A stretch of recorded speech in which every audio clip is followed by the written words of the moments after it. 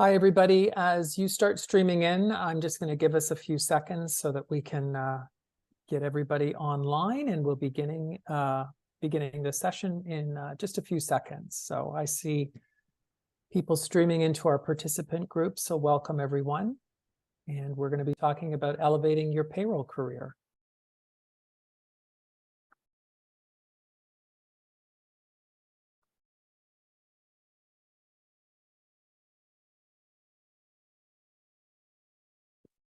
Okay, so I'm going to officially kick things off. Welcome everyone to our webinar on elevating your career, the Payroll Leadership Professional designation, or the PLP designation. It's a pleasure to be here with you. My name is Stephen Van Alstyne.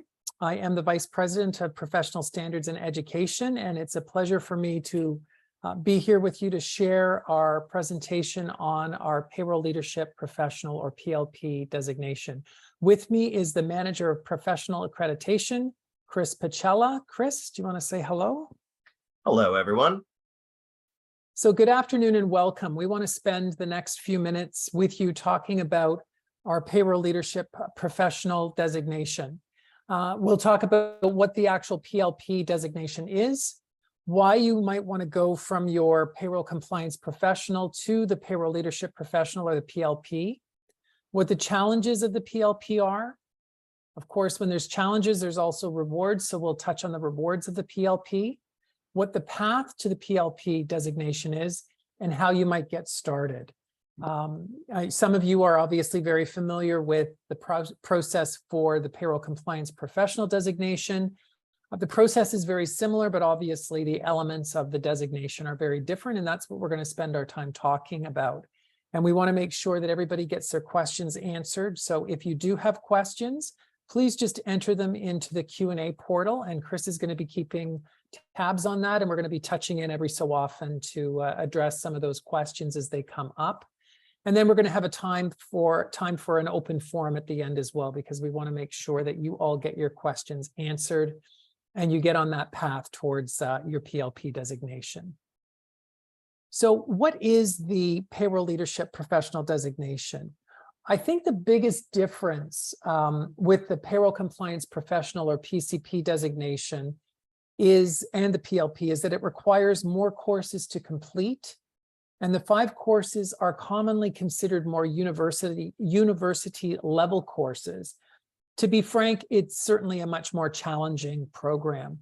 And some of you might have been considering the PLP for a while, and you will be aware perhaps that the designation has changed from the CPM, or the Certified Payroll Manager, to the Payroll Leadership Professional. And we made a very conscious decision to make that rebrand to the designation. Basically, we're very familiar, and those of you that may be currently in leadership roles within payroll are very familiar with all of the aspects of and the importance of leadership within the role. But I think we felt strongly that reframing the designation to leadership was an important step to demonstrate, not just for ourselves, because we're more familiar with the requirements and the aspects of the designation, but to really kind of demonstrate to the business community, and some of our internal and external stakeholders within our organization, the appropriate framing for the designation.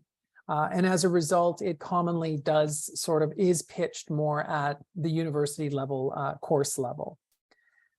But we believe it must obviously be challenging to prepare you for positions that you could be promoted to, and to give you the tools that you require to help your organization. It gives you the compliance skills and the management skills and leadership skills that are needed to advance your career. So why would one want to consider going from the PCP to the PLP? If you're here today, you've completed your Payroll Compliance Professional designation, and congratulations on this achievement, because it requires obviously a great deal of time and effort, and you're all familiar with that time and effort that it took for you to complete that designation. But why take that next step? It lets you advance in your career, especially in larger organizations. It pays for itself. Oftentimes, PLP holders tend to make more money than PCPs, and it gives you more knowledge about important aspects of payroll outside of actual payroll itself, from business to finance to accounting to human resources. It requires you to use some of those more advanced skills like critical thinking, analytics, and so on. And it sets you apart from other job candidates. So we do have over 40,000 individuals who sit on organizational memberships, professional memberships, candidate memberships, and associate memberships. So we are a rather large profession. And within those 40,000 members, we are now numbering almost 17,000 designated professionals. So that's 17,000 PCPs. And of those PCPs, we have an additional 3,800 who are payroll leadership professionals, PLPs. 200 PLPs graduated within the last year. And it's obvious from these statistics here that PLP is a smaller group of professionals than the PCP. And that makes sense, as there's often less positions in organizations that would require a PLP or a leadership level designation. But part of our reframing of the designation from manager to leader was because in some instances, you might be the only person that's responsible for payroll in the organization. So you therefore may not be a payroll manager, but you're certainly leading the profession or being the leader for the profession within your organization. So we felt that it was really important to frame it as such. So let's talk a little bit about the courses that are required for the PLP. So currently we have a 5-course requirement. And as I said earlier, it's not as significant a requirement as it is for the PCP, which has 4 courses, 3 of which are National Payroll Institute courses, and 1 course, which is an additional requirement that you can get through most post-secondary institutions. But with the PLP, we require 2 payroll courses that are specifically taken through the National Payroll Institute, or sometimes in partnership with other academic institutions that partner with us to offer the program. And then 3 business courses that can be taken through, again, a number of post-secondary institutions. So the 2 payroll courses are Introduction to Payroll Management and Applied Payroll Management. The 3 business courses are managerial accounting, so taking accounting just simply from an administrative introduction to accounting perspective more to a managerial level, organizational behavior, and compensation and benefits. Each of these courses is a minimum of 13 weeks and includes weekly coursework and a final examination, and a requirement to get a minimum grade of 65% for each of these courses.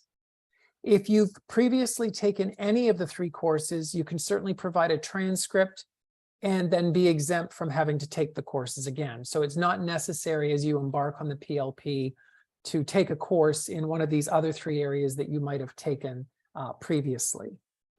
Chris, do we have any questions that have come up as yet? No, nothing so far. That just Okay. means you're doing a good job. Okay, terrific.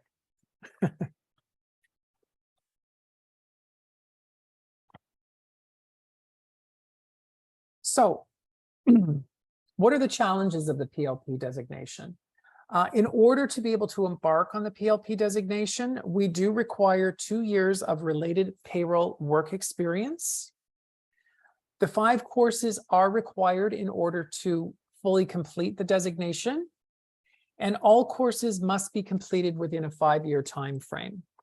So if we want to take a look at the 2 years of related payroll work experience, we do assess, based on an application process, the work that you've done within payroll. And obviously it's a weighted 2-year requirement. So if somebody has only been doing payroll for part of the time, then obviously it's going to take you longer than 2 years to get that related work experience. If you've been responsible for or working within payroll full-time for 2 years, then the 2-year requirement will be met.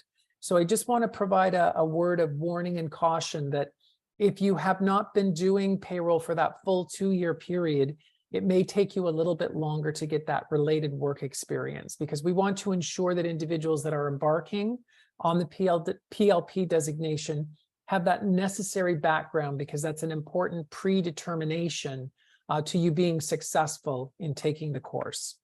So these are sort of the 3 requirements that we provide in order to embark on and continue the path toward the designation.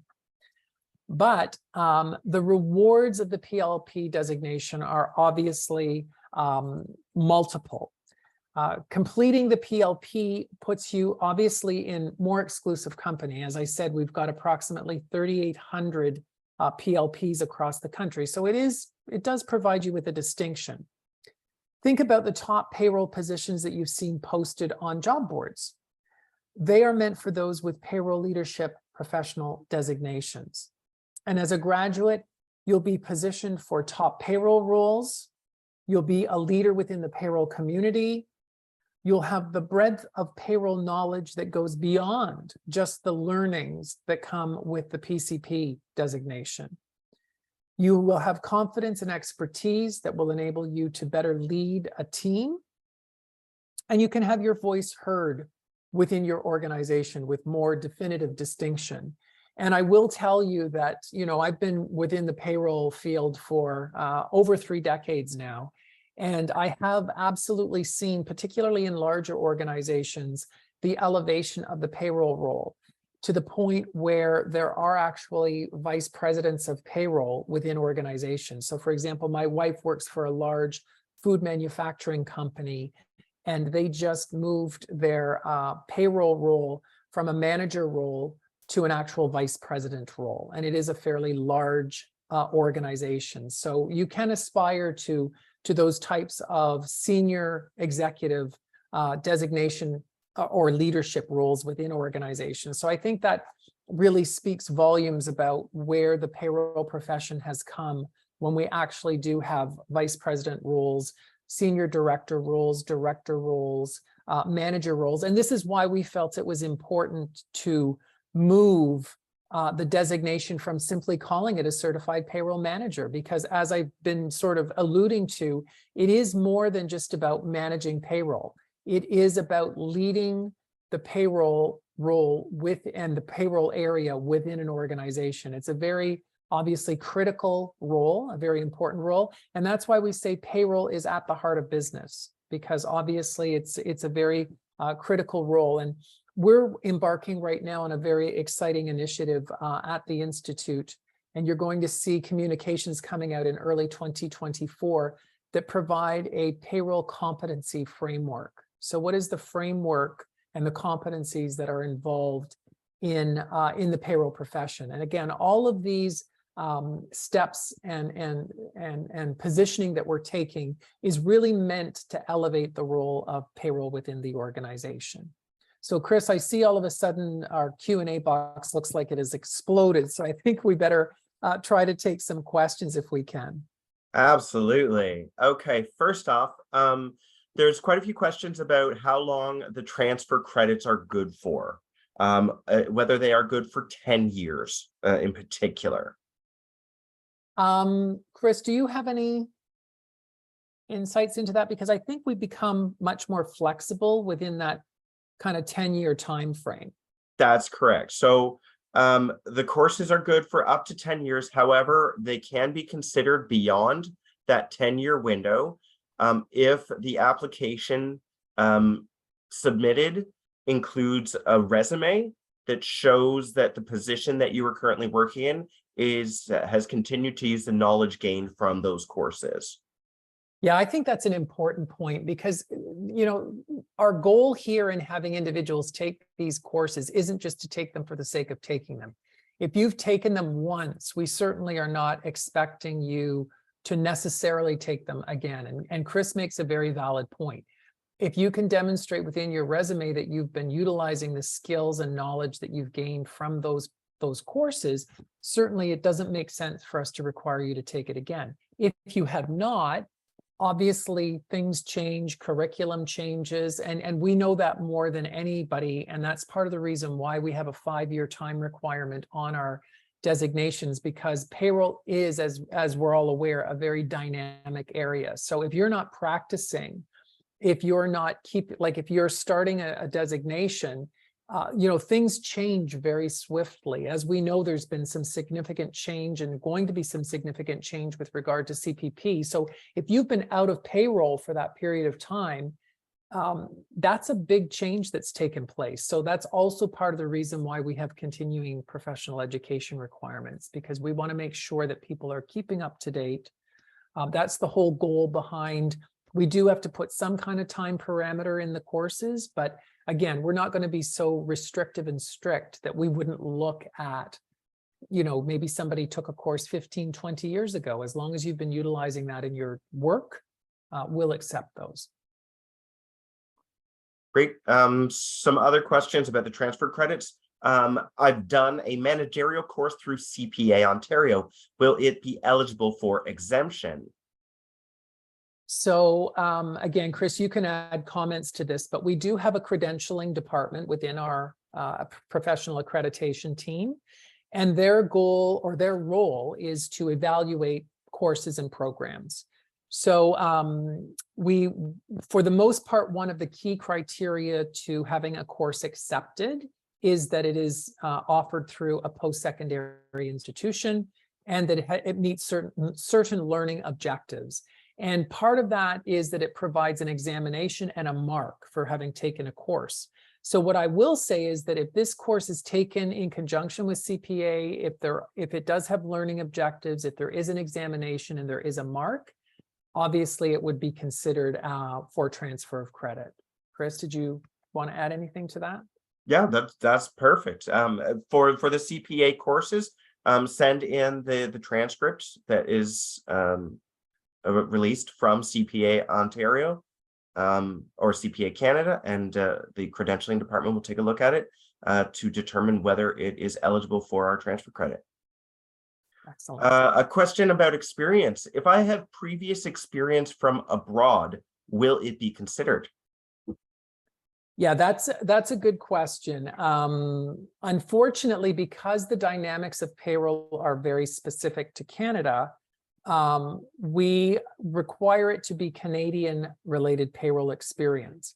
Now, that being said, there would be a potential consideration depending on how much experience you have. Like, let's say you have payroll experience from abroad, you come to Canada and you're working here and you've only got maybe a year or maybe a year and a half of experience.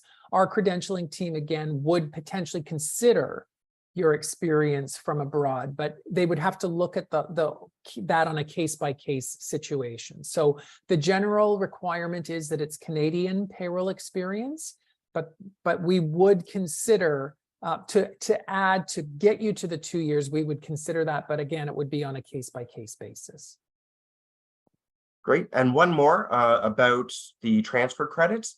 So for official transcripts that have been submitted previously to get the transfer credit for the PCP designation, would an individual have to resubmit the same transcripts if they have a course that would go towards the PLP designation? And the answer is no, you would not. We would already have those on file. Excellent. So that's a benefit to those that have already submitted one and might have, again, some of those other courses that are required. I will tell you that probably, there's lots of organizational behavior courses. That course is offered at a lot of academic institutions. Obviously, managerial accounting is as well. The one course that is not as prevalent is the compensation and benefits course. That being said, there are a number of academic institutions, particularly within continuing education, that will offer those courses virtually. What we found is a lot of our partners, our academic partners, particularly in continuing professional education, where a lot of our courses are offered, are actually have moved exclusively to virtual offerings. So the course is synchronous, meaning that you come into the course virtually at the same time every week and you do your class, but it is done virtually. So that gives more flexibility to the institution to be able to offer those courses to people that are not within the geographic region. Okay, I'm going to move on. So how can you get started? You've come to learn about the requirements of the program. Many of you will have your PCP because of course that is a requirement to be able to move on to the PLP. And as a payroll compliance professional, you're already members, so you already have that first step completed. And once you've completed that 2 years of weighted payroll experience, that assessment, you can then enroll in the first course, Introduction to Payroll Management. That's our first course. So here's sort of our pathway to that designation. You have the PCP designation and you be a member in good standing. You have 2 years of the weighted work experience requirement. You complete the 2 payroll courses. You complete the 3 business courses from a Canadian post-secondary institution. And we do have, we can do international assessments of courses that are of a similar nature. There is a transfer of credit assessment process within the credentialing department. If you do come or did your education abroad or outside of Canada, we do assess those courses. It just takes a little bit longer to do that. Achieve that mark of 65% or higher in each course. And then it will be congratulations. You're going to be a designated payroll leadership professional. It does sound very simple, and I know it's not. And this may not be the order that you do things in. Some of you may already have the 3 business courses that are required. So obviously that step is already taken care of, but then you do have to take that step of getting those transfer credits done so that we have them registered on our side. Okay, so you might want to take the Introduction to Payroll Management course, then take the Managerial Accounting course, then take the Applied Payroll Management course. You can do it in any order that you want, but the bottom line is you need those 5 courses to be complete. You need to be successful. They need to be registered on our side, and then you will be eligible to become a payroll leadership professional. There are ongoing requirements. These ongoing requirements are not unlike those that are required with the PCP, with the exception of one. So of course you have to hold your membership, whether you're part of an organizational membership or whether you get your own professional membership, which is tied directly to you. You do have to maintain that membership in order to hold the designation. You have to adhere to our code of conduct. So we do, and we did revise our code of conduct earlier this year when we launched Payroll Standards Canada, the body that oversees the policies, the education policies, and the designations. So you do have to adhere to that code of conduct. So please visit, if you haven't seen the new code of conduct, please visit our website under Payroll Standards Canada and refer to that code of conduct. And then versus the PCP, which is 14 hours of continuing professional education, there is obviously, because this is a higher level designation, there is a higher requirement for 21 hours of continuing professional education per year. And at this point, we're fairly flexible with the kinds of learning you can do. But obviously, it would benefit you to take leadership related courses. And we certainly do provide avenues for you to do that. We're excited beyond working on our competency framework. We are working on a PD, a professional development roadmap, as well as a curriculum roadmap for our designations. So I will say that there is likelihood that the requirements of our designation are going to be changing, but we won't see those changes probably until at least 2025. But I think what we want to end up doing is putting more of an emphasis and focus on the leadership, the payroll leadership side of the equation. So in all likelihood, the requirement will probably be increasing the payroll related courses that are required to get the designation and reducing those other courses. But at the end of the day, there's still going to be a requirement for, in all likelihood, at least 4 courses and perhaps 5 courses. We're certainly not going to increase the requirement, but we really want to focus the learning on payroll leadership. So be watching for those changes. Anybody that starts the program, in all likelihood, will finish the program that they start. It would be new individuals that are newly coming to the designation that would be starting the new designation requirements. So we will be transitioning that, as I say, probably starting in 2025. But please, we'll be doing a lot of communicating about the exciting upcoming changes that are going to be coming to the designations. Again, all of this is continuing to raise the profile. We're also going to be broadening our own professional development offerings, focusing on things like leadership, human resources, finance, giving you the ability to do those complementary types of learning and topics that are going to benefit you to augment your knowledge and bring value to the organization and the roles that you play. Chris, is it a good time to see if there's any other questions? It's a great time. We have all Perfect. sorts of very excited and interesting people out here, and they have a lot of questions. So right now there's a lot of questions about the work experience. And so first off, for the 2 years of related work experience, do you have to be in a leadership role? And the answer to that is no, because you are embarking on a designation that is a leadership designation. So, some people will have the fortune of already having been in leadership roles, in maybe supervisory, managerial roles. That is not a requirement of the experience. It's a 2-year leading the payroll for an organization, but that does not necessarily mean supervising or managing. So. Perfect. Second, so we have a lot of PCP designation holders on the call today, and they want to know if the 1 year of experience that they submitted to get their PCP designation can be considered towards the 2 years of payroll experience required for the PLP designation. And the answer is yes, those periods can absolutely overlap, but you would have to submit that as part of your 2-year submission to make sure you at least have that 2-year requirement. Exactly. So yeah, a new application is required, but it can be covering the same the same experience. This one's about the study options. So when you enroll in an online course as opposed to in class, how much support do you actually get?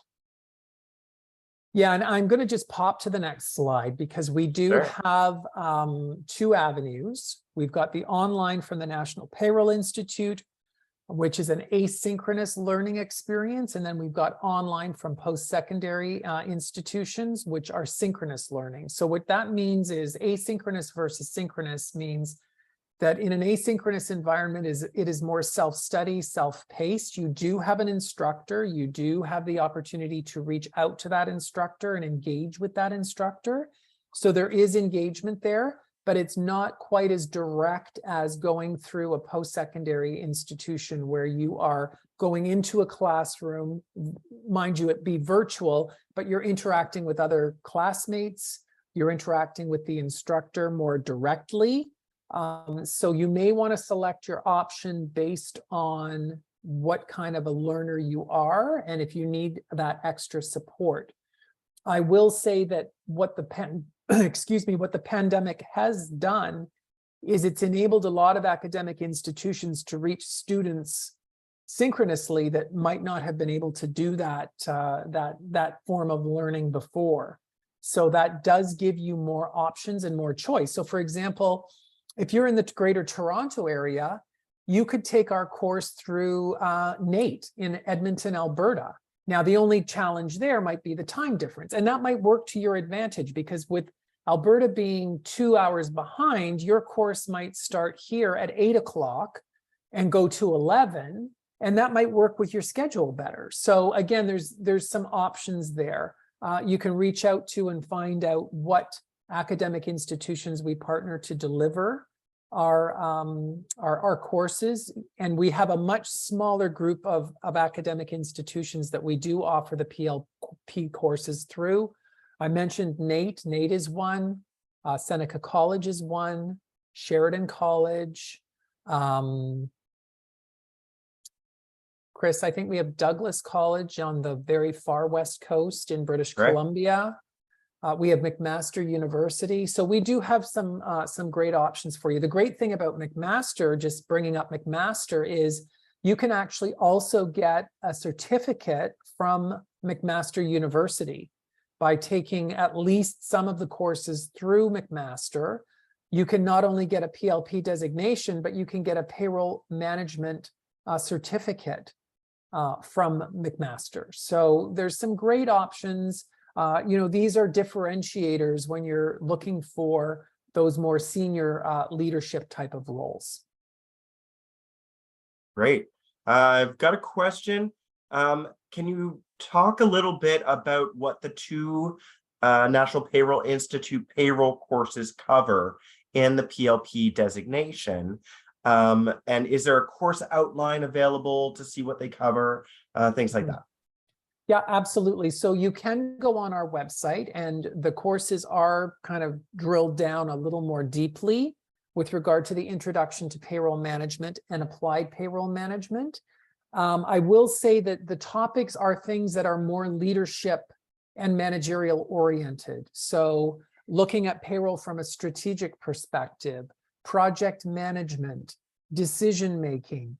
There are a lot of things around, because oftentimes you are leading a team of payroll professionals. So there's things like how you develop your employees, how you develop your team, how you assess performance. So that's in a very general way, some of the topics that we cover. Benchmarking is another topic that we cover. So it's, again, you're learning things that are commonly outside of the realm of just strict execution of payroll, where you need to know the rates, where you need to calculate gross to net pay calculations. The PCP is very much more the hands-on aspect of actually delivering payroll to individuals and getting them their net pay and making those remittances to government, et cetera. But at the leadership level, it's very much more about where payroll is within the organization and how you can contribute to the success of an organization in terms of offering and delivering their payroll. So, that does come with, again, some of those skills, like making sure you're able to follow the flow of potential legislative changes that take place. So there is an entire section on legislation and monitoring legislation and the importance of doing that. And then some of the activities that we have, there is no midterm, there is a final exam, and it is much more of a case study approach in the examination, because really what you're doing is you're learning about all of these aspects that can impact a payroll within an organization.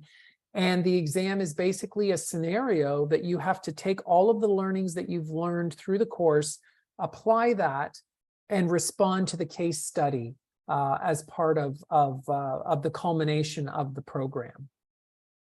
The group work, there's lots of group work, and I'm gonna share a story with you about some of the experiences that we've had with learners who've been in actual courses. So you're in a group, you have a scenario. The whole idea is that somebody takes on a leadership role within the group, breaks up the responsibilities of what you're going to be doing to deliver the final product to the instructor. Sounds very familiar, right? Sounds like what happens within an actual payroll team.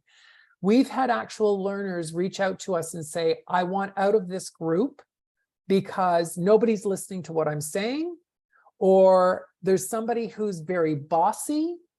Does this sound very familiar of situations that happen at your own possible work or in your experience? So the whole part of the learning experience here is that you're being able to address. So some people will ask to be moved from groups. We do not move people from groups, because when you're at an organization working, you can't just say, I want to move to a different department if you're in a payroll department, unless you make that decision that you do want to leave the organization. But the whole idea is that you're learning to work with different personalities. So you're learning all kinds of different skills through the activities that you're doing and the learning that you're undertaking. So we feel that it's a really important experience for you as a result of that.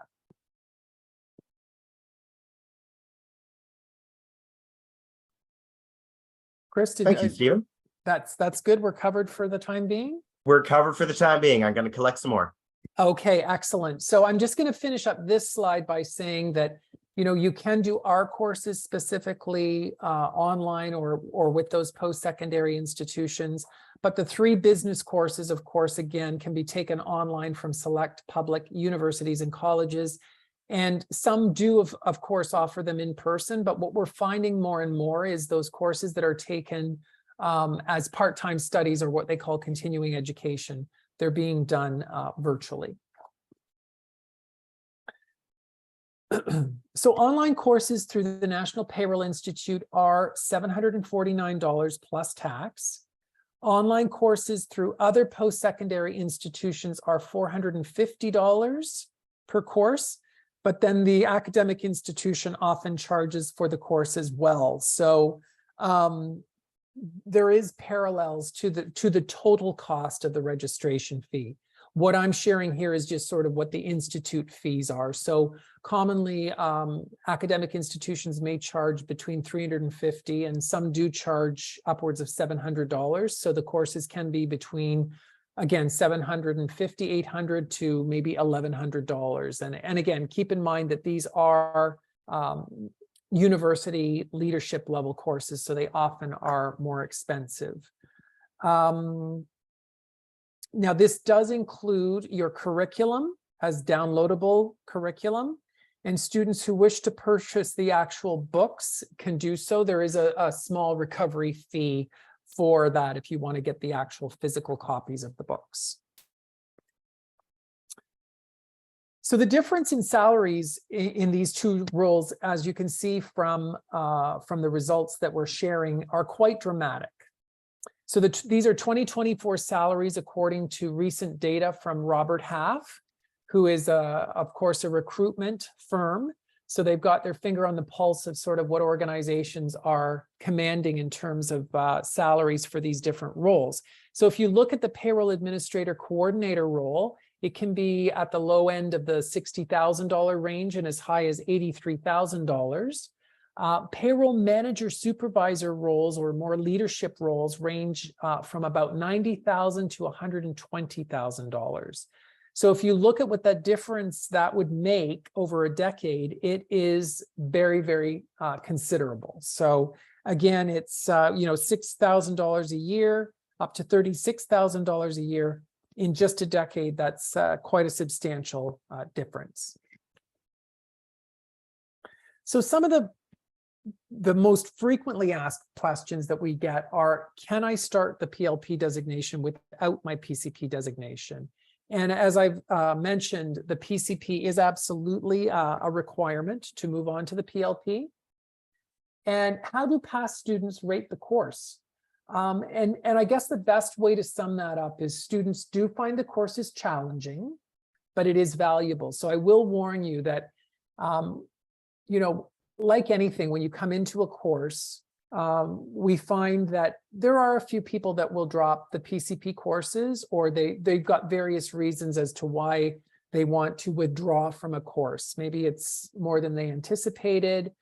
Maybe it's not the right timing. But we do find there is a higher withdrawal rate with regard to the PLP designation. And that's commonly because, as we've been sharing, it is a more challenging program. Obviously, this is a leadership level designation.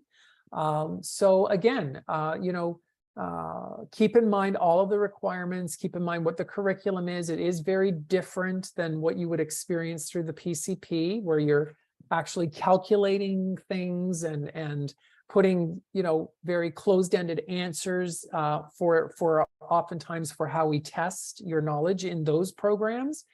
This program is very different than that. Because again, you are at a leadership level. So there's a couple of testimonials that we want to share with you, just so that you can hear from individuals who've actually completed their designations. This is Oscar, and Oscar actually was a new Canadian, and I've met Oscar. It was a pleasure to meet Oscar, and he said he's very thankful for the day that he decided to start his National Payroll Institute certification. Here's Yan. Yan said she was promoted to a senior payroll specialist position shortly after she became certified and was later promoted to a payroll manager position. She's proud to say that she made the right decision to become a payroll compliance professional, and she went on to become a payroll leadership professional, and obviously it certainly assisted her in her career. So I think what we'll do is we still have some time to address any additional questions that have come in. Of course, you can call the National Payroll Institute at any point and talk to our certification accreditation team. Whether you need to talk about transfer credits, we've got some great resources within our credentialing team. And then we've got our actual accreditation coordinators as well, who'd be happy to have a conversation with you. So if you don't get your questions answered today, or you think of something later, please don't hesitate to reach out to us. But in the interim, Chris, let's just see if there's any other questions that we can address right now. All sorts of questions. Okay, so once you start the PLP course, do you only have 2 years to complete the full course? And there's quite a few questions around this, especially around the completion of the transfer courses and how that ties in to the 5-year window and everything else. Can you provide a little more information about that? Yeah, so we do have a 5-year window within which, once you start the introduction to payroll, sorry, not introduction to payroll, the introduction to payroll management course, that kind of that 5-year clock starts ticking. So you do have 5 years to complete those 2 National Payroll Institute courses and get your transfer of credits. So that might mean completing those additional 3 courses, or it might mean just simply getting transcripts and getting those transfers taken place. So you have that 5-year window from the point at which that first course starts. Excellent. I have one that I'm going to answer myself. Perfect. How long does it take to get your designation after you pass the last course? So once all of the designation requirements have been satisfied, the designation is typically released once per month. So within 30 days, you're going to get your designation. Okay, next. If I have courses that I've taken abroad, like accounting, can this course be used as a transfer credit? And the answer to that is yes, it can. There is a process that takes place, again, to make sure we do, depending on where the course was taken, and if we've already assessed a course from that particular institution, we may have that on record. But there are services that we can utilize to evaluate that certain courses meet our learning objectives. So if that is the case, because again, accounting is more universal, more global than payroll. Obviously, payroll is very specific to the country in which you're delivering the payroll. But things like accounting are more universal. So as long as we are able to assess the learning objectives and they meet our learning objectives, you can take courses abroad that can be assessed and can apply to the transfer credit process. Excellent. People are worried about the timeline. So is there an extension beyond the 5 years if I cannot finish the PLP courses within that time frame? I'm happy to handle that one. Yes, as long as you communicate what's going on. If the 5 years expires and we have not heard from you, then typically whatever has been completed at the beginning of that 5 years, it starts to expire. If you are, halfway done your final requirement, we're not going to make you start all over again just to finish the last few weeks of a course. So if you communicate and it does go a little bit outside of that 5-year window, we're happy to accommodate that. Yeah, I think that's the important thing, Chris. It's communication, and we'll look at these on a case-by-case basis. Obviously, we can't say, oh yeah, we don't put a 5-year requirement in to say you have longer than 5 years to complete it, obviously, but situations do happen. So we do evaluate those things on a case-by-case basis, but we can only do that if you advise us. And our suggestion would be to advise us as soon as you're aware that you're running into issues, and commonly that would be sort of in that fourth going into the fifth year. If you think that, as Chris said, you're partway through a course and you're just going to spill over into that fifth year a little bit, just reach out to us, and I know our credentialing team would be more than happy to help. Absolutely. Okay, some questions about CPE. So did mentorship or training of a new coworker qualify for CPE hours? Currently, that absolutely would. So the whole idea here is new learning. So, mentorship, we actually have a formal mentorship program at our organization, and we do indicate that there is some time that can be allocated to continuing professional education to provide that mentorship. So again, if you've got any specific questions around what will and will not count, especially by something like mentorship, which can be perceived to be a little bit more subjective, just reach out to our credentialing team. Excellent. What if I can't maintain the 21 CPE hours required for the PLP designation, but I could do 14 hours? Would I be downgraded from a PLP to a PCP? You would lose your designation because the requirement is to have 21 hours of continuing professional education. We don't just automatically, if you have 14, say, okay, well, they didn't get the 21, but they got 14, so we're going to move them to a PCP. That is not a common path that we put people on. Again, we would evaluate a situation like that on a case-by-case basis. But I think you'll be surprised, 21 hours sounds like a lot, but when you think about the kinds of things that count and that you can apply towards that continuing professional education, you'd be surprised at how, I'm not saying it's easy to acquire the 21 hours, but it is something that that isn't as difficult or as onerous as you think. For example, our Dialogue magazine, you can read the articles in Dialogue, which are obviously very educational, and you can apply a certain number of hours doing that. The CRA, Service Canada, they're constantly doing webinars on different topics. Those apply. We at the Institute oftentimes will offer free webinars. And this year we made the conscious decision to reduce the price of our webinars so we can enable people to more easily afford the webinars. So they went from $99 to $49. Again, we wanted that affordability to be able to enable people to meet those requirements. And we offer at least 12 to 14 webinars on an annual basis. So again, you can, when you think about the fact that webinars are an hour each, and if you take 12 of those, there's 12 hours right there.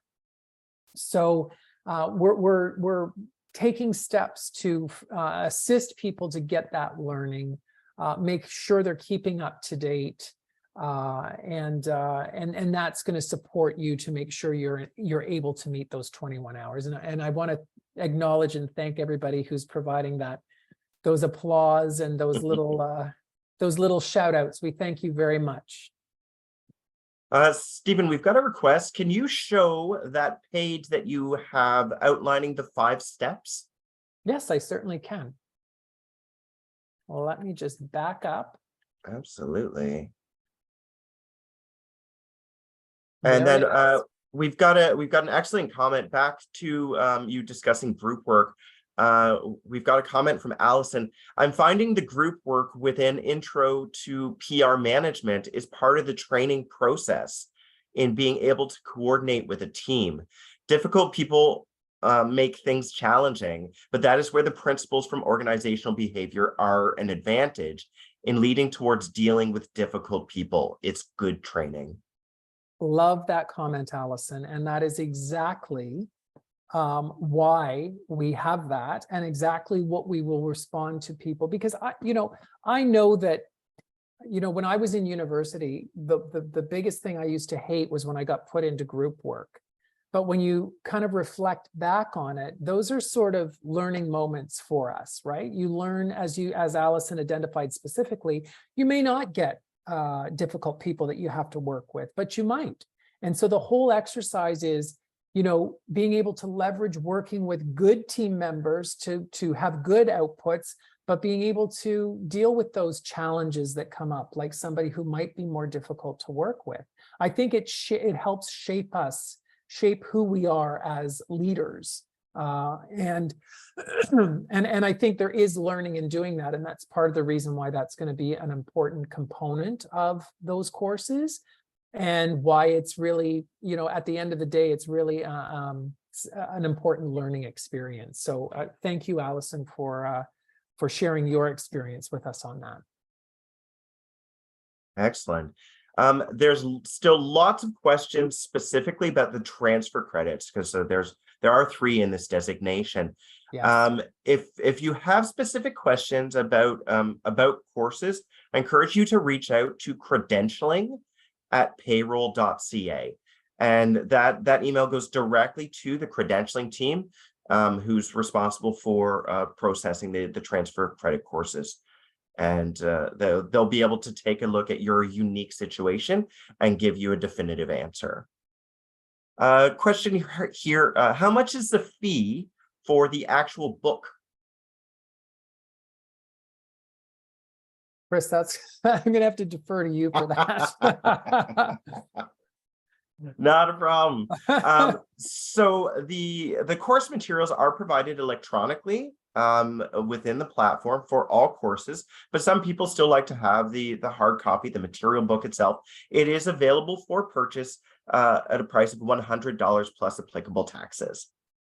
That is not a mandatory fee whatsoever. Right. It is only a preference. And and the shipping is included with that, correct? That's correct. Yeah. All fees related to that are included.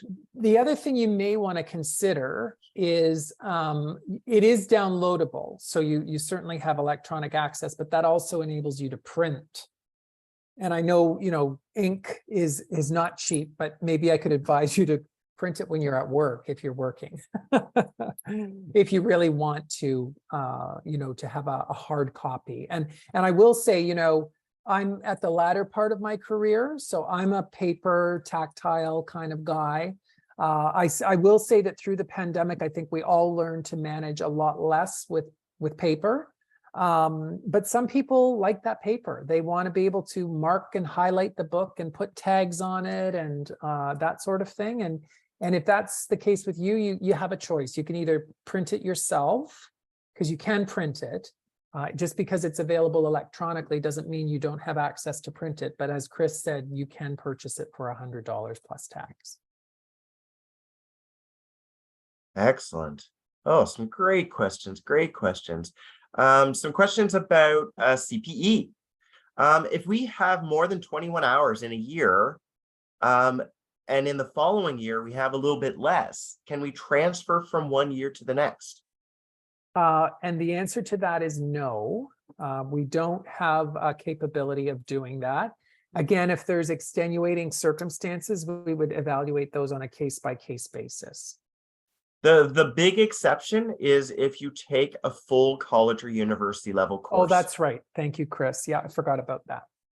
Yeah, but that's the main exception. That's the exception, yeah. Another CPE question. CPE is not restricted to NPI seminars or webinars. Would it include conferences from NPI as well? Absolutely. So we're very flexible with the kind of learning. Again, as long as you can sort of say, I've learned something that is valuable to and has either contributed to my growth or development or my ability to stay abreast of changes within my profession, then we accept it. And that's conferences, that's and it could be, we have many people that have designations within HR or within accounting or within finance. So it could be the CPA Canada conference. It could be an HR conference. All of the provincial HR associations hold conferences. So it could be an HR conference. It could be our payroll, as somebody said, our payroll conference, but we're not restrictive. One of the things that Payroll Standards Canada, our advisory body that governs the designations, is going to be looking at is the CPE.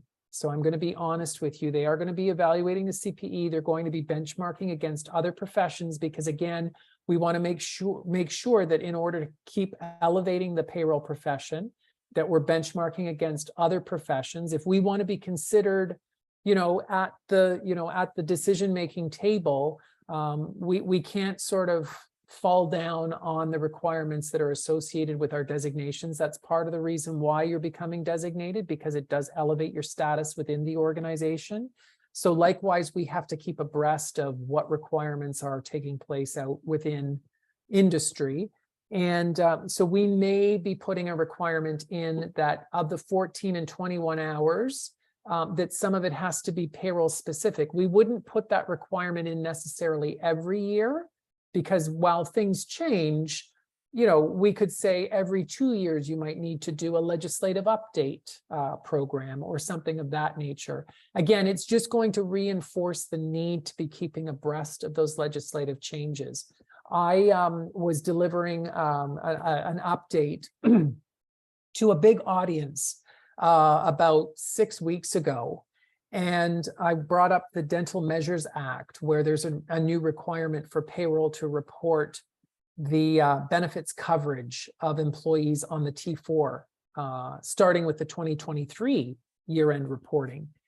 And I asked the audience how many were aware of this new reporting requirement, and 4 people in an audience of about 50 people put their hand up. And I'm not telling you that to say I'm embarrassed by that, because the government obviously needs to do a job in terms of communicating this out. We're certainly taking the onus to make sure we're communicating that out to our membership. But it just goes to show you the importance of keeping up to date, because failure to report that information could result in fines and penalties. And again, that's part of the reason why continuing professional education, keeping up to date, setting mandatory hours is so important. And again, we appreciate people's acknowledgement and support of that necessity. Excellent. Can you quickly go to the slide regarding the compensation differences between Yes. PCP and PLP? Sure can. Excellent. And this is a great question, kind of PD related. Do you have or offer a reference book with all the payroll changes for the new year? We don't offer something for sale unless you participate in one of our, because that information is covered in our legislative update or New Year and year-end requirements programs. So you can get that by participating in those programs. I will tell you that on our resources page within our website, late breaking news, we are updating that late breaking news tab just to make everybody aware that gets updated on a weekly basis, highlights all of the legislative updates that have been taking place. That is available as a resource to you as members. So just keep going on that, like bookmark that and go there on a weekly basis, and you will see those updates happening every week. So that is a place to find it. It is, if you take our year-end or our legislative update courses, it is in a very, tight little package, obviously, and it is instructed. So there are avenues which you can take through the Institute to keep abreast of all of those changes. Excellent. A quick question about the online study option. So for the final examination, is that also taken online? Yes, that in fact is taken online. We are using a new learning management system that is universal to both our PCP and PLP program. And through that learning management system, there is an or electronic proctoring system. So you would be taking that in an proctored environment. And one of the viewers wants a clarification about the course mark. So if a student has a 90% in the rest of the course, but they do not get a 65% in the final examination, would they pass the course? And no, they would not pass the course. There is a requirement that the 65 has to also be obtained on the final examination, because obviously the final examination is that culmination. So it is a 65 in the course, including a 65 on the final exam. Wonderful. Okay, we've reached our time.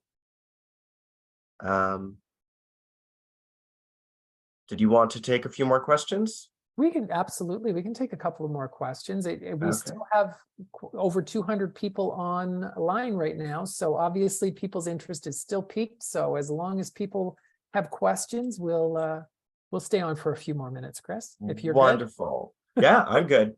Okay, Janice would like to know, in your opinion, what is the significant difference between the titles of specialist, administrator, and coordinator?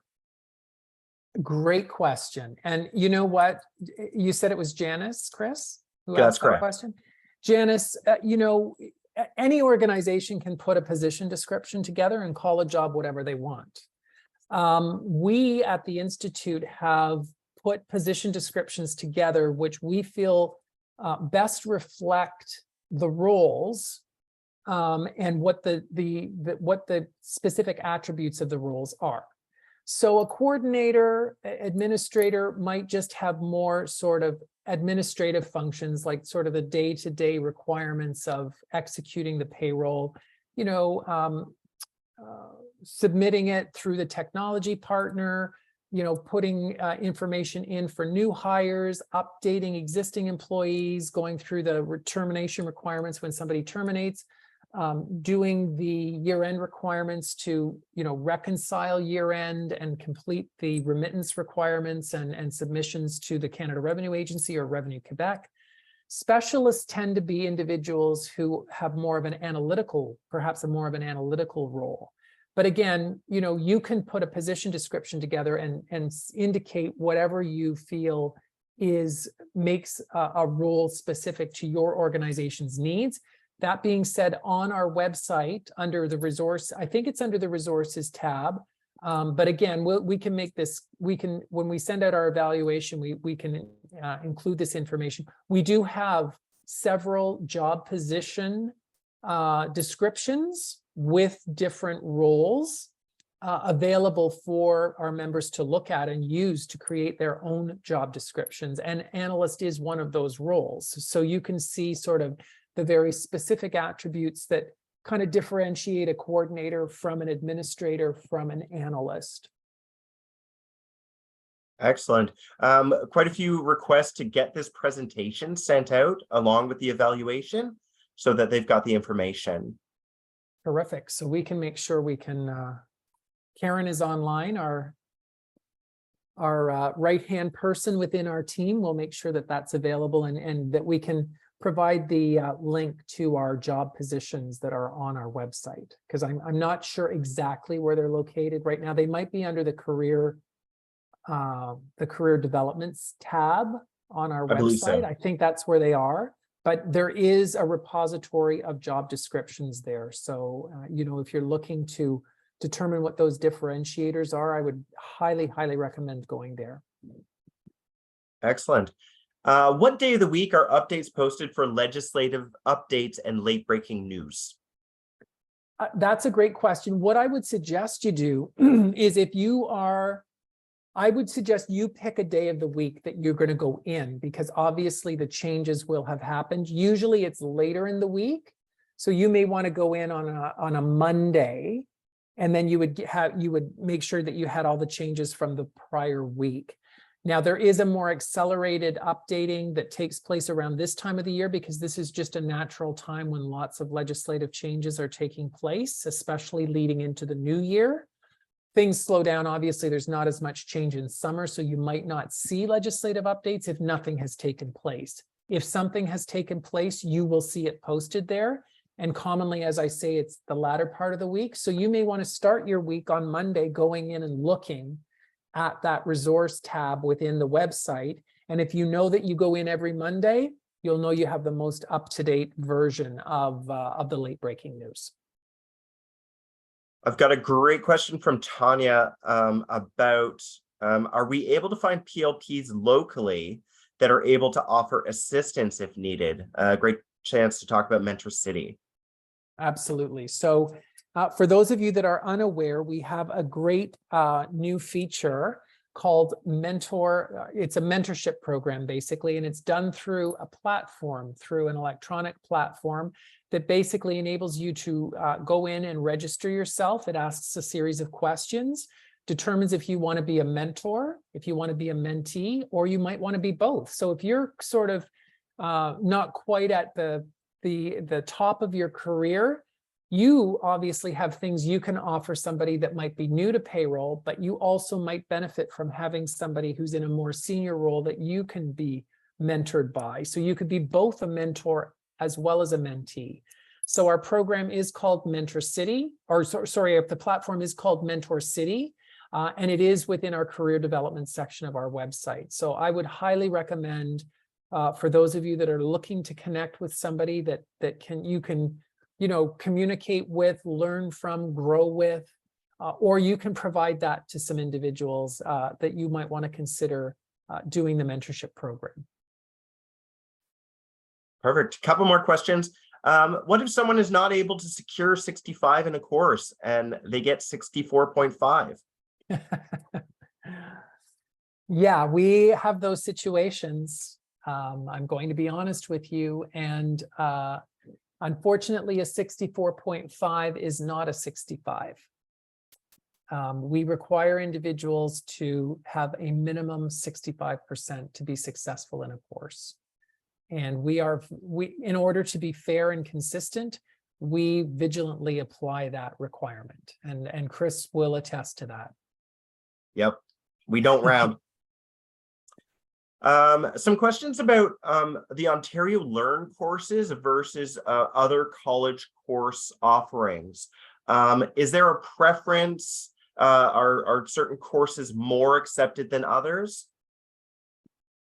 No, absolutely not. If it's considered a post-secondary program and it's recognized, we do not differentiate. No. The courses are looked at independently to ensure that they're matching with the competencies that we're looking for. Yeah. Excellent.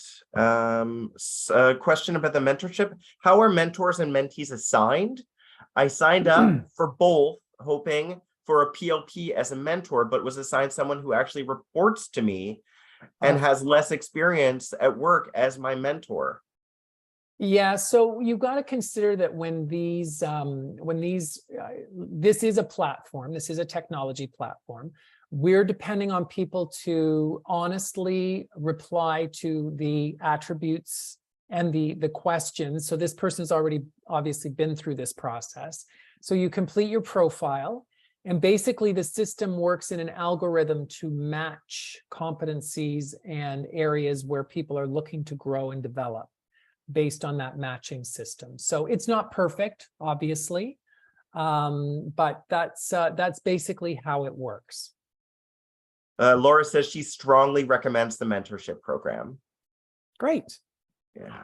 Yeah, again, nice. it's not a foolproof system because it is a platform, but we felt it was the best way to be able to match people up and be that conduit for people being able to learn from each other, grow with each other. You can use the platform as a mechanism to match. And then what happens is some people will go outside of the platform and set up their own teams or Zoom meetings, or some people might even get together if they're in the same geographic vicinity. Again, we're all adults, so we leave that up to individuals to make those decisions as to how they want to sort of evolve those mentored relationships. Excellent. I think I'm gonna cap it there. There's a lot of questions still there, but most of them are very specific to an individual's situation. So I do recommend please reach out. You can call, you can email accreditation@payroll.ca and credentialing at payroll.ca or certification at payroll.ca. They all end up going to the coordinators, to the accreditation staff, and we're happy to answer your questions and figure things out for you. Wonderful. Thank you very much, everybody. This was an incredibly engaged audience. Chris and I were talking initially, and I said, I don't think we're going to have an hour's worth of content here, but Here we are, 70 minutes in. So again, thank you all for your interest. Thank you for helping us to continue to raise the profile of payroll. Love all of the hearts and claps and little horns and everything. Thank you very much. Have a great day and a great rest of your week, everyone. Thank you.